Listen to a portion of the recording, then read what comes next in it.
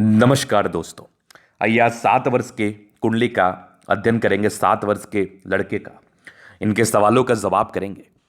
Career oriented चीज़ों को लेकर जानना था, आगे के जीवन को लेकर जानना था, क्या दोष हैं क्या योग हैं, इस महत्वपूर्ण विषय पर जानना है इनके पेरेंट्स को, और आगे का जीवन कैसा रहेगा इस महत्वपूर्ण विषय पर भी जानना है। तो आप बिल्कुल चिंता ना करें, इनकी कुंडली के अध्ययन से हर एक चीज़ पर विचार करेंगे और बताएंगे। 6 लिखा हुआ है, कन्या लगन की कुंडली है। इस कुंडली में गुरु अस्त का है, चूंकि सूर्य से क्लोज कंजंक्शन में बैठा है तो अस्त का है। अस्त का अर्थ बलहीनता नहीं होता है, तो आगे हम विचार करेंगे बल कैसा है नहीं है। और मंगल दोष इस कुंडली में नहीं है, राशि वृषभ है। अब आगे हम विचार करते हैं प्लैनेटरी कंडीशन से पहले बल पर। सूर्य 5 डिग्री पर है तो ये लगभग 60% के राउंड फल देगा। चंद्रमा 11 डिग्री पर है, 100% फल देगा। मंगल 3 डिग्री पर है, ये भी लगभग 30% फल देगा। बुध 17 डिग्री पर ये 100% फल देगा। गुरु 60 डिग्री पर है, ये भी लगभग 60% फल देगा। शुक्र 10 डिग्री पर है, ये भी 100%। शनि 22 डिग्री पर है, ये भी 100% फल देगा। राहु केतु 29 डिग्री पर है। मृतक अवस्था में कोई खास दुष्परिणाम इसके द्वारा देखने को नहीं मिलेंगे, क्योंकि केंद्र में राहु केतु है। अगर ये बली रहता तो बहुत तकलीफदेह अवस्था माना जाता, लेकिन ये बली नहीं है तो कोई दिक्कत वाली बात ही नहीं है, ज़्यादा परेशान होने की आवश्यकता भी नहीं है। अब हम फलादेश पर चलेंगे कि इनकी कुंडली में क्या कुछ फलादेश आ रहा है। कन्या लगन के लिए नॉर्मल प्रॉब्लम्स होती है। ऐसे व्यक्ति का मूड स्विंग होता है, परेशान रहते हैं, वही पेट की समस्या होती है। ये जनरल प्रेडिक्शंस है, ये सब कोई बात ही नहीं है। अब हम सूर्य पर विचार करते हैं। सूर्य कहाँ बैठा है? सूर्य बैठा है चौथा घर में, कर्क राशि में है। 12वें घर का स्वामी 11वें घर में है। 12वें घर के स्वामी होने से सूर्य खर्च की स्थिति ज्यादा उत्पन्न करा देगा। ऐसे व्यक्ति खर्चीले प्रवृत्ति के हो जाते हैं, लेकिन फिर वही बात है, खर्च कैसे करेंगे बिना कमाई के? तो कमाई भी जरूर होगा। सूर्य की दृष्टि पंचम भाव पर है, तो पढ़ाई लिखाई से जुड़े हुए क्षेत्रों में इनका कैरियर जरूर होगा, लेकिन इनका दिमाग इनको 22 वर्ष की आयु के बाद ही इनका मैच्योर होता है। ये चीज देख लिया आपने। अब चंद्रमा विचार करेंगे। चंद्रमा यहाँ 2 डिग्री पर बैठा वृषभ राशि में, उच्च का है। क्या बात है! 11वें घर का स्वामी बलि भी है।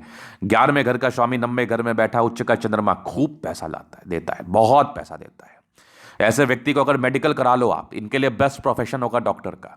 ऐसे व्यक्ति अगर डॉक्टर बन जाए तो करोड़ों अरबों कमा के रख देंगे, करोड़ों अरबों कमा के रख देंगे।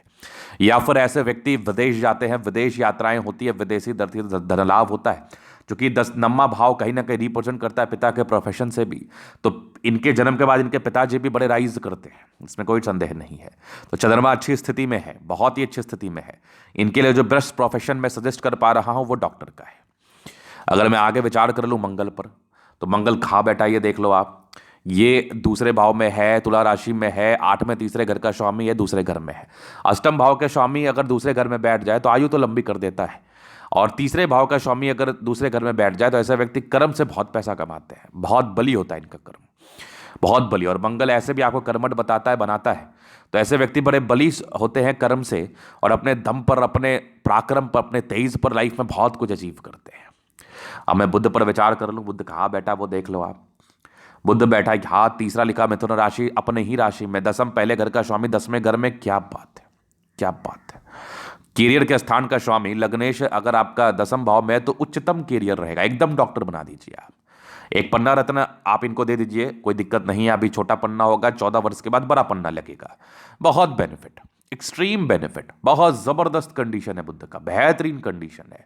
अब देख लो, बुद्ध 10th भाव का स्वामी है, कैरियर के हाउस का मालिक है, और लग्नेश है, मतलब लगन का रूप रंग सुंदरता का मालिक है, और कैरियर के हाउस में जाके बैठा है।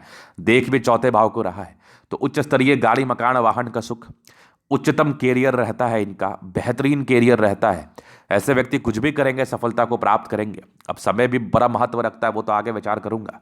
और बुध इतनी अच्छी स्थिति में है कि जातक का कैरियर डेफिनेटली 22-23 वर्ष तक इनके कहीं ना कहीं ये सेट हो जाते हैं लाइफ में, कहीं ना कहीं। तो बुध बड़ी अच्छी स्थिति में है। अब बृहस्पति पर अगर मैं विचार कर लूं तो यहां पर अस्त का है, तो बृहस्पति अस्त का है, 4-7वें घर का स्वामी 11वें में है, लेकिन उच्च का है। अस्त का अर्थ बलहीनता नहीं होता, उच्च का बृहस्पति है, सामान्य नहीं है ये। गुरु उच्च का अगर लाभ भाव में बैठ जाए, अस्त का मतलब क्या होता है ना, कि अगर सूर्य बहुत प्रकाशवान ग्रह है, तो अगर हम सूर्य के समीप जाएंगे ना तो हमारे प्रकाश का कोई अस्तित्व नहीं रहेगा। तो इसके लिए हम मान लेते हैं कि हम सूर्य के कंपैरिजन में कुछ है ही नहीं। तो ये एक कंसेप्ट की बात है। और लोग कहते हैं कि अस्त का होने के बाद उसमें बल ही नहीं रहता, वो आपको फल ही नहीं दे रहा होता। मान लिया जाए मेरा प्रकाश सूर्य से कहीं गुना कम है, लेकिन मैं जल तो रहा हूं हिडन रूप से, तो वही वाली बात है, गुरु उच्च का है, बहुत ही अच्छे कंडीशन में है, चौथे साथ में घर का स्वामी 11वें घर में बैठा है, सूर्य के साथ बैठा है, तो जातक को फल तो दे ही रहा है ये, लेकिन हिडन रूप से दे रहा है। और चूंकि सप्तम भाव का स्वामी उच्च का है तो शादी के बाद डेफिनेटली भाग्योदय देकर आता है, एक से ज्यादा क्षेत्र से धन लाभ होता है, जिंदगी पर पैसे ज्यादा आते हैं। तो अस्त का लेके अगर कोई व्यक्ति आपको डराए भी तो डरने की आवश्यकता नहीं है, क्योंकि हम अस्त का सिर्फ और सिर्फ सूर्य के कंपैरिजन में मानते हैं। हम ये मानते और जानते, ये समझते हैं कि सूर्य बहुत प्रकाशवान ग्रह है, तो इसके समीप कोई भी प्लेनेट को आप ले जाओगे, कितना ही प्रकाशवान ग्रह को ले जाओगे, उसका प्रकाश का कोई अस्तित्व नहीं रहेगा। तो गुरु बड़ी अच्छी स्थिति में है आपका। अब हम विचार करते हैं शुक्र पर। शुक्र कहाँ बैठा ये देख लो, ये तीसरा कन्या, ये मिथुन राशि में है, 9वें दूसरे घर का स्वामी 10वें में, मतलब गजब की कुंडली है, गजब की कुंडली है, गजब की कुंडली है। सूर्य बली बहुत जबरदस्त है, बली भी है, तो इसके लिए उपाय करने की आवश्यकता भी नहीं है, लेकिन बेहतरीन कुंडली है। मतलब आप समझ लो, 9वें दूसरे घर का स्वामी हो गया, नवमेश हो गया, धनेश हो गया, लग्नेश हो गया, दशमेश हो गया, गजब का योग बना है 10th भाव में। अरे ये तो यूपीएससी भी कर लेंगे, ये तो बड़ा उच्चतम कैरियर इनका रहेगा, ये तो यूपीएससी भी कर सकते हैं, कोई बड़ी बात नहीं है। जबरदस्त कुंडली है, अभी से इनको मोटिवेट करो, बढ़िया डॉक्टर बना दो, अधिकारी बना दो, जहां ले जाना है वहां ले जाओ, वही सफलता मिलेगी, जो करेंगे उसी में सफलता मिलेगी, कोई संदेह नहीं है। बेहतरीन कुंडली। अब हम शनि पर विचार करेंगे। शनि कहाँ बैठा है ये देख लो आप, शनि दूसरे घर में बैठा है, मंगल शनि की युति है, ऐसे भी टेक्निकल योग को तो बता ही रहा है, ऐसे भी तो आईआईटी के योग को बता रहा है, और मेडिकल करने के लिए भी तो आपको टेक्निकल होना चाहिए। तो इंजीनियरिंग, मेडिकल, हर चीज में एलिजिबल है, हर चीज में जो इच्छा होगी वो करा देना, इनका हो जाएगा कंफर्म, 100% श्योर। शनि तुला राशि में उच्च का है, क्या बात है, उच्च का शनि मंगल के साथ बैठ गया, पंचम भाव का स्वामी उच्च का हो गया। अब क्या चाहिए आपको, क्या ही चाहिए आपको, नीलम दे दो, बेनिफिट ही बेनिफिट, बहुत फायदा, एक्सट्रीम फायदा, चूंकि पंचमेश है, पढ़ाई लिखाई क्षेत्र में भी फायदा, धन लाभ, मतलब गजब, गजब की कुंडली है। मतलब आपका जो लड़का है ना, ये बड़ा पराक्रमी होगा, ये जबरदस्त पराक्रमी होगा, मेरे शब्द याद रखना, अक्षरशः मेरी बातें सच होंगी, बहुत पैसा कमाएगा और bright career, bright career. Shani बहुत ही अच्छी स्थिति में है। राहु और केतु अगर इनका लगन में भी है, जैसे राहु इनका कन्या राशि में है, केतु इनका मीन राशि में है, लगन में भी है, तो कोई दिक्कत नहीं है, हल्का फुल्का अशांत रहेगा, चूंकि डिग्री वाइज बली ही नहीं है, तो क्या ही दिक्कत है, क्या ही प्रॉब्लम है, क्या ही समस्या है, कोई दिक्कत नहीं है, कोई परेशानी नहीं है, कोई तकलीफ नहीं है। हाँ, थोड़ा सा राहु केतु के लिए ना आप इनको बोलना, या फिर अभी फिलहाल इनकी माता जी इनके लिए महामृत्युंजय का जाप कर लेंगे, या फिर घर में किसी पंडित से करा लेना महामृत्युंजय का जाप। और राहु केतु के वैसे भी दुष्परिणाम नहीं है, जो हल्के फुल्के से आएंगे वो थोड़ा तनाव ही देगा, इसके विपरीत ये राहु केतु कोई भी नेगेटिव इंपैक्ट नहीं डालेगा। डिग्री वाइज कमजोर है, बली ही नहीं है। अगर आप बहुत तकलीफ दे मेरे लिए हैं, लेकिन आप में ताकत ही नहीं है कि आप मुझे तकलीफ दे पाओ, आप में क्षमता ही नहीं है कि आप मुझे तकलीफ दे पाओ, तो आपके ताकतवर ना रहने के बाद ना ये मुझे बेनिफिट मिला। अगर आप ताकतवर रहते और आप मेरे दुश्मन होते तो आप मुझे नुकसान दे देते।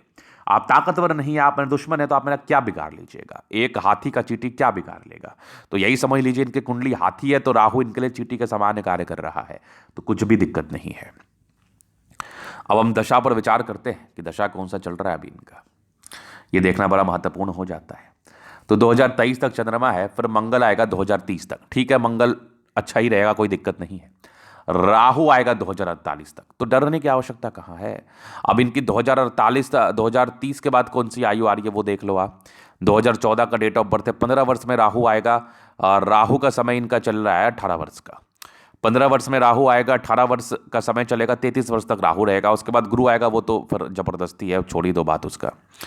मैं कह रहा हूं ना कि राहु कोई दुष्परिणाम नहीं डालेगा, राहु सेट कर देगा, लगन का राहु है, केंद्र का राहु है, कोई दिक्कत वाली बात नहीं है।